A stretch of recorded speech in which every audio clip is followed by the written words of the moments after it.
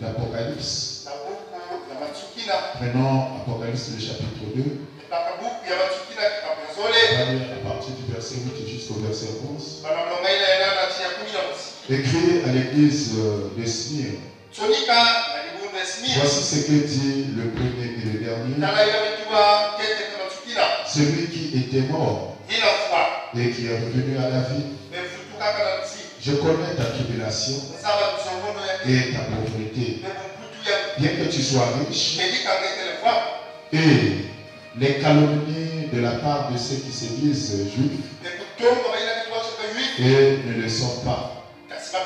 Ils sont une synagogue de Satan. Ne crains pas ce que tu vas souffrir. Voici le diable mettra quelques-uns de vous en prison, afin que vous soyez éprouvés, et vous aurez une tribulation de 10 jours. Sois fidèle jusqu'à la mort, et je te donnerai la couronne de vie. Que celui qui a des oreilles entende ce que l'Esprit dit aux églises. Celui qui vaincra n'aura pas à souffrir la seconde mort. Amen. Alors que le Seigneur ajoute les bénédictions à la lecture de sa parole, et nous pouvons nous asseoir. Nous parlons de l'âge de Smyrne. Je veux bien, avant de prier, je voudrais quand même attirer un peu l'attention des enfants. On parle beaucoup de la tribulation. Et les gens peuvent bien se dire, si Dieu il est mauvais, comment est-ce qu'il peut donner des difficultés à ses enfants? Il peut laisser que ses enfants puissent souffrir. Mais il y a quelque chose qui est vraiment remarquable dans la lecture du livre de l'Apocalypse.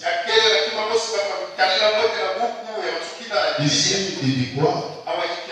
Il dit, je connais ta tribulation et ta pauvreté, bien que tu sois riche, et les calomnies de la part de ceux qui se disent juifs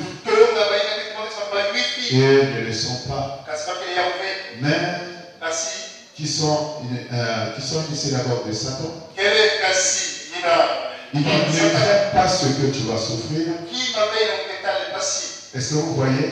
Quand Dieu est en train de parler à cet âge, des souffrances et des difficultés qu'ils peuvent endurer, Dieu les rassure. Au verset 10, il dit, ne crains pas ce que tu vas souffrir.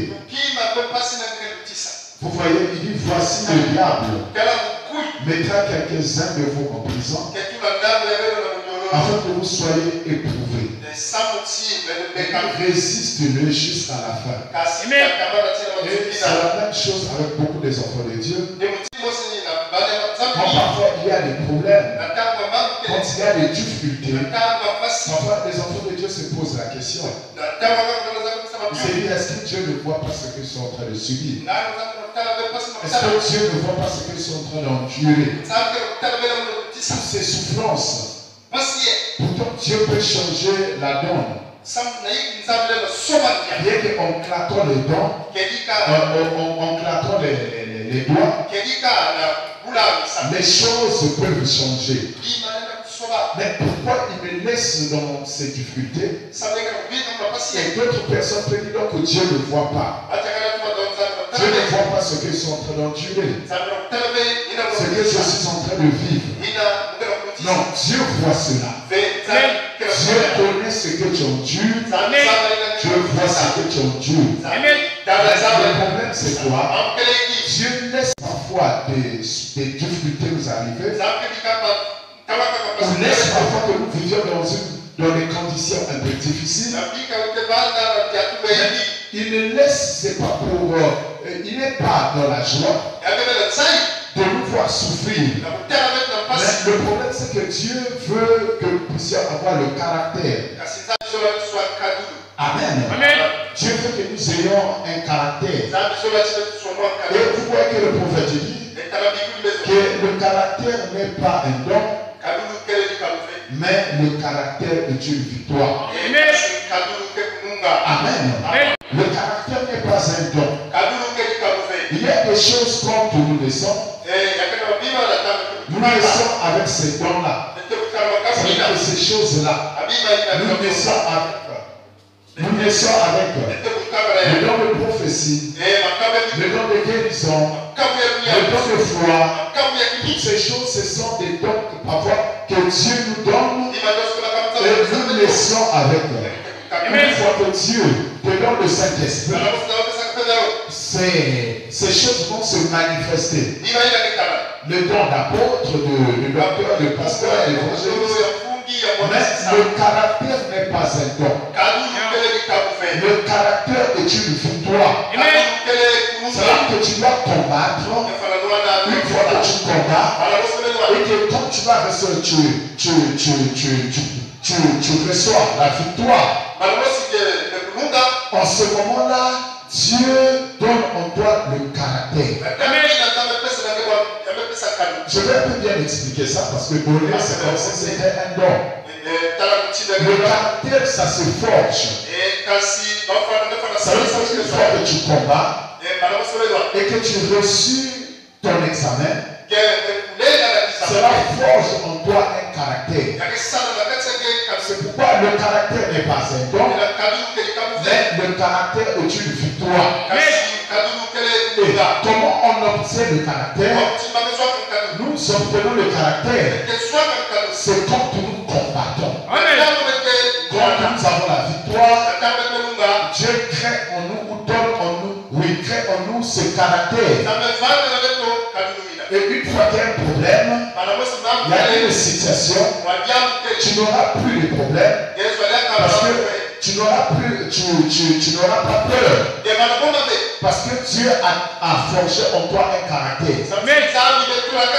Parce que quelqu'un peut me dire, mais le combat a toujours été difficile. Mais quand Dieu parle ici, Dieu nous rassure. Il dit, ne crains pas.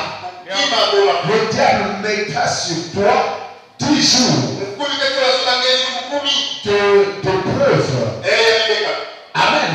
Il dit, mais toi, tiens bon jusqu'à la fin. Je vais donner l'exemple ici. Quand papa sait que le courant il va éteindre la lumière, par exemple, vous êtes en train, vous avez démarré le groupe, le courant était parti. Et le courant est revenu. Papa sait qu'il va balancer la ligne. Du côté de la SNE, il va dire aux enfants, ne craignez pas. Je vais éteindre la lumière. Je vais arrêter le groupe pour allumer, pour lancer la SNE. Il dit aux enfants, ne craignez pas. Amen.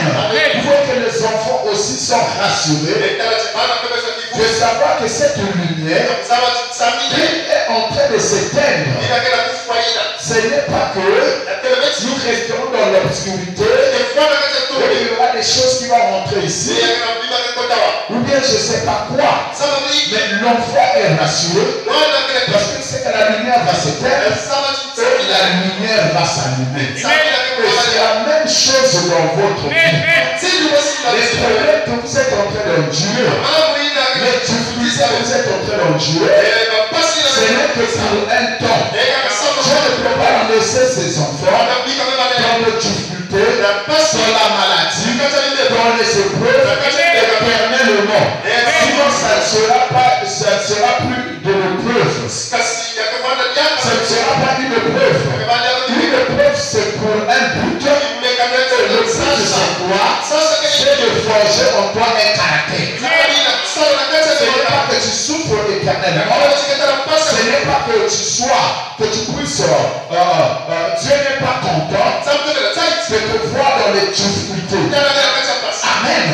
C'est pourquoi ma soeur ce soir, je te dis que ce que tu es en train d'endurer, c'est pour un temps. Mais persévère dans la vie de la prière, persévère dans l'écoute de la parole, persévère en vivant une vie droite dans la parole.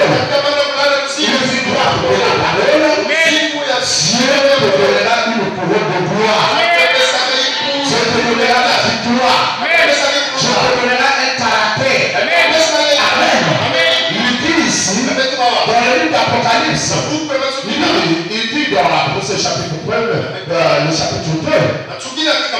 Ici au verset 8. Il dit voici. Non, il dit, écrit à l'ange de l'église de Smyrne. Voici ce qu'est dit le premier et le dernier, celui qui était mort et qui est revenu à la vie. Je l'ai expliqué ici. Amen. Je l'ai expliqué ici. Ne parlez pas de la tombe. Mais quand il en parlait, il était vivant. Jésus n'est pas mort, mais il est le vivant. Et il vit éternellement. Et nous avons un Dieu agissant. Nous n'avons pas trois dieux. Nous n'avons pas quatre dieux. Mais nous avons un seul Dieu. Et il s'appelle le Seigneur Jésus. Il est le vivant. Il est le réel. Il est toujours avec nous. Amen. Il est toujours avec nous. Alors, je vais dire quelque chose ici. Le prophète dit quelque chose ici. Je vais dire ça et puis on va prier. Il dit le premier et le dernier, celui qui est mort, qui est revenu à la vie. Ce ne sont pas là les paroles d'un homme, d'un simple homme. S'il pouvait parler depuis la tombe,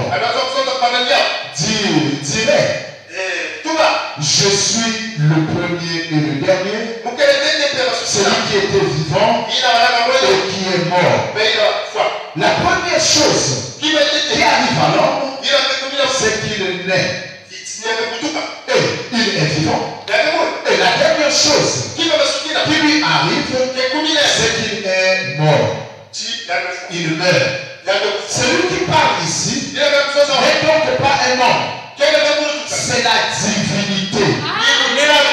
C'est Dieu lui-même. C'est lui qui est en train de parler.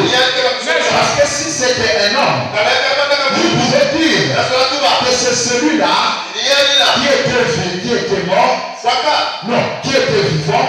Et là, il est mort. Parce que la première des choses qui arrive à quelqu'un, c'est qu'il vit. Et une fois qu'il vit, la dernière chose qui arrive à un homme, c'est la mort, n'est-ce pas? N'est-ce pas? La première chose, c'est la vie. L'homme vit. Amen. Il est né. Une fois qu'il est né, il vit et il est mort. Mais celui-ci, il commence par la mort. Il dit que c'est celui qui était mort et qui est vivant. Amen. Ça veut dire que ce n'est pas un simple homme. C'est le Seigneur Jésus-Christ lui-même. Mais le Seigneur Jésus, il est Dieu. Le prophète dit que c'est la divinité qui parle. L'homme Adam a pris la vie et l'a changé à la mort.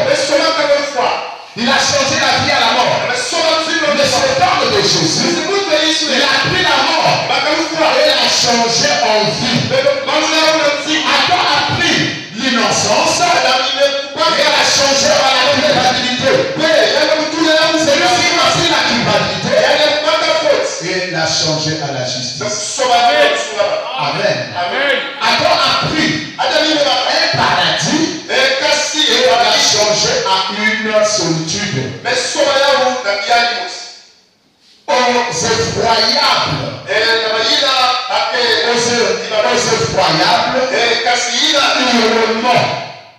Hurlement. Mais il y a beaucoup hurlement. Mais celui-ci revient pour changer une terre secouée et ébranlée par la destruction pour qu'elle devienne une nouvelle Éden. Un nouveau Éden. Adam a pris une vie de communion. Et la joie avec Dieu. Et l'a changé en un désert. Des ténèbres spirituelles qui ont suscité tout le péché.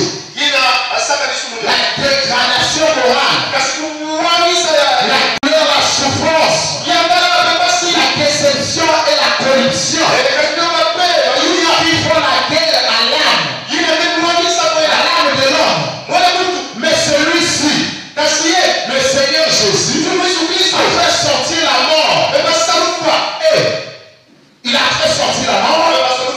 Oh Seigneur. Il a fait sortir la mort et de la dégradation tragique. Il remplissait l'humanité en une vie de justice et de beauté.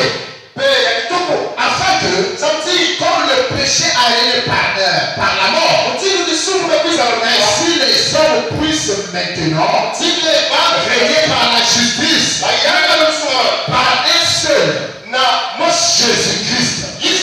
Et il n'en est pas de son don. Comme de l'offense. Bien qu'elle ait été terrible. Mais comme est plus glorieux, et son don qui procure la vie éternelle. Amen. Le diable, Adam, a changé la vie à la mort. Alors que Dieu a donné la vie éternelle, il a changé cette vie en mort. L'homme ne devait jamais mourir. Mais l'homme a commencé à mourir parce que Adam a changé la mort, la vie à la mort. Le Seigneur Jésus, lui il est venu changer la mort à la vie. C'est pourquoi il a dit que tous ceux qui croient en moi et croient en ma parole ne mourra jamais. Ils sont déjà passés de la mort à la vie. Nous acceptons le Seigneur Jésus, nous avons la vie éternelle. Et lui-même l'a dit, la récompense de l'église de Smith, il a dit que tu ne souffriras pas. À celui qui vaincra, il ne souffrira plus de la seconde mort. Les gens aujourd'hui, et donc il y a des problèmes, il y a de la déception, Dieu a mis devant les gens des persécutions, des épreuves. Les gens abandonnent la vie du Seigneur. Et c'est la peuple qui, si les gens qui ont vécu des choses qui est terrible, ils sont devenus bons, ils n'ont pas rejeté le salut, depuis la chrétienté, ils sont les plus forts que les hommes. Nous avons reçu la parole, on a la Bible, on a le message de l'heure. Amen. Nous avons toute la parole de Dieu. Mais quand tu rejettes c'est qu'on salue, ça sera terrible pour toi. Mais nous les chrétiens, nous ne sommes pas de ceux qui abandonnent. Nous devons aller le front. Nous sommes de ceux qui persévèrent, qui crachent jusqu'au bout.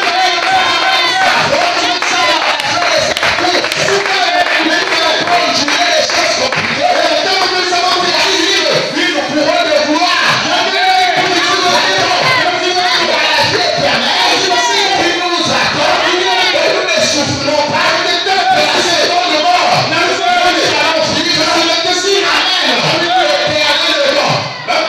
C'est cela notre récompense. Celui qui vaincra ne souffrira plus. Ne vivra pas. Ne souffrira pas la seconde mort. C'est pourquoi tes enfants marchons selon la parole. Nous avons une grande gloire que nous avons. Que le Seigneur vous bénisse. Levons-nous. Merci, merci, Jésus. Merci, merci,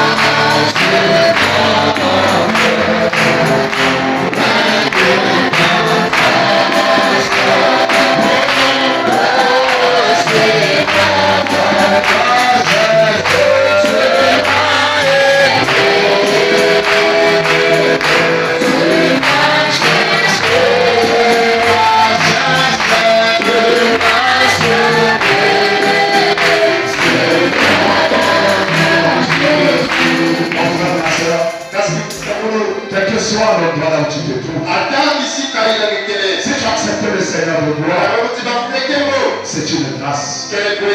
Car ceux qui vont aller à l'enlèvement, ce sont ceux-là qui ont été choisis dès avant la fondation du monde. Ce n'est pas la nouvelle naissance qui nous donne le salut. Ce n'est pas la nouvelle naissance qui fait que nous entrons au ciel. Le problème, c'est parce qu'on était déjà, on a déjà le sale, la sémence de Dieu. Et cette sémence en nous, c'est ce qui a fait que tu puisses accepter la nouvelle naissance. Parce que s'il n'y avait pas la sémence en toi, tu ne devais jamais accepter la nouvelle naissance. Si tu acceptais la nouvelle naissance, parce que Dieu a mis le salut en toi. Excusez-moi, il a mis la sémence en toi. C'est pourquoi ce soir, nous allons prier le Seigneur. Nous lui remercions, Seigneur, pour la sémence que tu as mis en moi. Merci pour la nouvelle naissance. Nous allons le prier, Seigneur, quelles que soient les épreuves. Seigneur, laisse que je puisse tenir le bon. Laisse que je puisse tenir le bon. Et que je puisse arriver jusqu'au bout. Là où tu veux m'amener. Là où tu veux me bénir. Là où tu veux satisfaire mon cœur, mon âme. Et je le vois. Merci Seigneur. Et je le vois. Je vous remercie. Priez c'est le Seigneur. Seigneur notre Dieu, notre roi. Divinité Père Céleste. Toi le roi des Seigneurs des Seigneurs. Toi le vivant, qui vit et qui règne éternellement. Seigneur, je te dis merci, oh Dieu. Je sais que tu nous as gardés, tu nous as protégés. Je sais que tu as bien le Seigneur de gloire. Alors qu'il y a beaucoup de gens qui sont morts en paix. Mais Dieu tout-puissant, Seigneur de gloire, tu nous as gardés en vie. Et Seigneur, tu nous as appelés dans ta parole. Oh Dieu tout-puissant, ce n'est pas quand nous t'avons accepté paix. Ce n'est pas en ce moment que tu nous as connus. Mais Seigneur, tu nous as connus dès avant la fondation du monde. Mais Seigneur, Éphésiens, le chapitre 31, béni soit Dieu le Père de notre Seigneur Jésus-Christ, qui nous a bénis de toutes les bénédictions. Ton aîné céleste en Christ, dès avant la fondation du monde. Oh Dieu tout-puissant, Seigneur de gloire. Nous te servons pas par peur. Seigneur, mais nous te servons par amour. Car Seigneur, nous savons que tu nous as aimés dès avant la fondation du monde. C'est là où tu nous as choisis. Et c'est dès avant la fondation du monde que l'agneau a été immolé. Oh Seigneur, nous te disons merci pour ta grâce. Merci pour ta paix, pour la prédestination. Merci au Dieu pour l'œuvre de la croix. Seigneur, je sais que tu es venu mourir pour nous. Seigneur, tu es devenu malédiction afin que nous nous devions ça. Ainsi que nous disons merci pour cela. Oh, Dieu de la Dieu.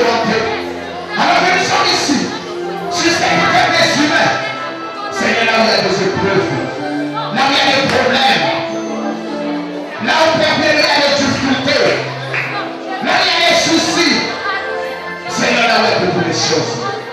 Mais Dieu tout-puissant, notre choix, c'est de savoir que tu es avec nous. Car tu as dit, Père, que je ne t'abandonnerai pas. Je ne vous laisserai pas. Je serai avec vous, même en vous jusqu'à la fin du temps. Ainsi, Père, béni, Seigneur de gloire. Ce soir, tu viens de nous révéler, Seigneur, que ces épreuves qui ont torturé, Seigneur, ce n'est pas au Dieu que toi tu ne les connais pas. Mais Seigneur, tu connais notre situation. Tu connais nos problèmes. Tu connais le problème de mon frère. Tu connais le problème de ma soeur. Tu connais nos problèmes, Seigneur. Ainsi que assurance au pays pour nous de savoir que le Dieu créateur qui a tout ce qu'il faut, qui fait tout ce qu'il veut, il connaît mon problème. Il connaît le problème de mon frère. Il connaît le problème de ma soeur. Ainsi nous sommes contents. Nous sommes dans la joie de savoir que toi, qui es notre protecteur, toi, qui es notre soutien, toi, qui es notre guide, toi, qui es notre toi en tout, tu connais le problème. Mais Seigneur,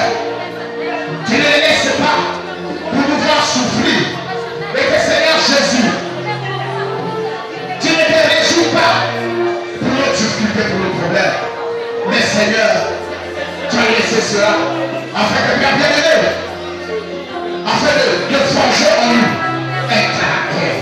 Merci nous disons merci pour cela. Et nous te prions, Père, que ce problème dont tu es, Seigneur, qu'à partir de ce soir, que cela trouve solution au nom de Jésus-Christ.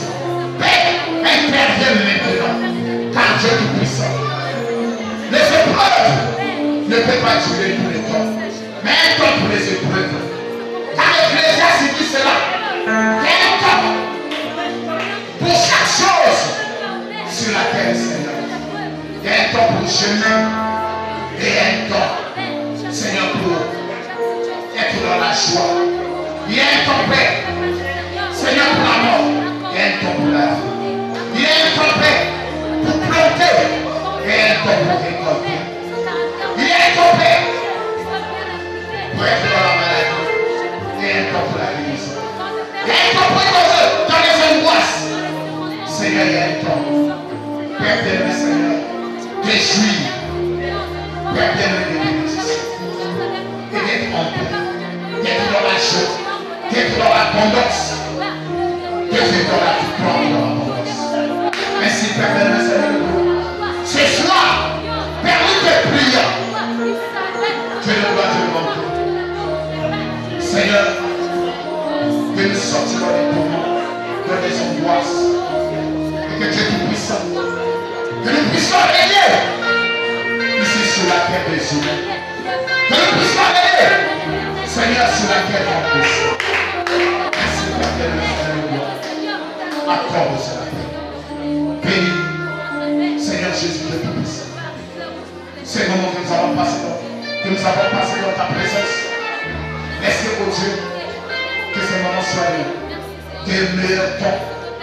Quand tu as dit, Père, que nous attendons le temps de rafraîchissement venant de la part du Seigneur pour le rétablissement de toutes choses. Ainsi, laisse, oh Dieu, que ces temps soient vraiment des temps de rafraîchissement, des temps de victoire, des temps, oh Dieu, de bénédiction, Seigneur. Ainsi, bénis-nous, Père, dans tous les quatre domaines, spirituellement, matériellement, financièrement. Seigneur, matériellement, Seigneur, physiquement, Père, bénis-nous riche. Père, bénis-nous, Seigneur, merci pour Dieu, que ce soit, quand nous allons sortir ici, Seigneur, que tes enfants, que dès ce moment, alors que nous avons prié, dès ce moment, que nous avons compris que Dieu est toujours avec nous, qu'il nous voit, dès qu'on a compris cela, cela va changer la donne. Père, accorde, nous remettons à toi, nous abandonnons à toi, ainsi délivrer chaque frère, chaque soeur de l'église apostolique de la résurrection. Je les remets tous à toi, bénis les riches. Bénis, Père bien-aimé, ceux qui étaient ici. Et n'oublie pas aussi, Père, ceux qui n'étaient pas ici. Laisse que tu les bénisses et que tu les soutiennes, Seigneur. Bénis cette église, Père. Spirituellement, matériellement, financièrement. Et même au nom de Père. Que cette œuvre puisse aller de l'avant. Et que cette œuvre soit continuée. Nous nous remettons à toi. Nous abandonnons à toi. Bénis notre retour à la maison. Que nous arrêtions, Père. Chez nous, dans nos maisons respectives, encore une fois. N'oublie pas, oh Dieu, de bénir aussi ceux qui sont là. Seigneur, ces vidéos dans les réseaux sociaux. Laisse que tu les bénisses et que tu les soutiennes, Père. Donne aussi la solution, Père. À ceux qui vont regarder cette vidéo, Seigneur, que tu leur donnes la solution. Nous abandonnons à toi. Béni sois-tu, Seigneur. Au nom de Jésus-Christ. Amen. Amen.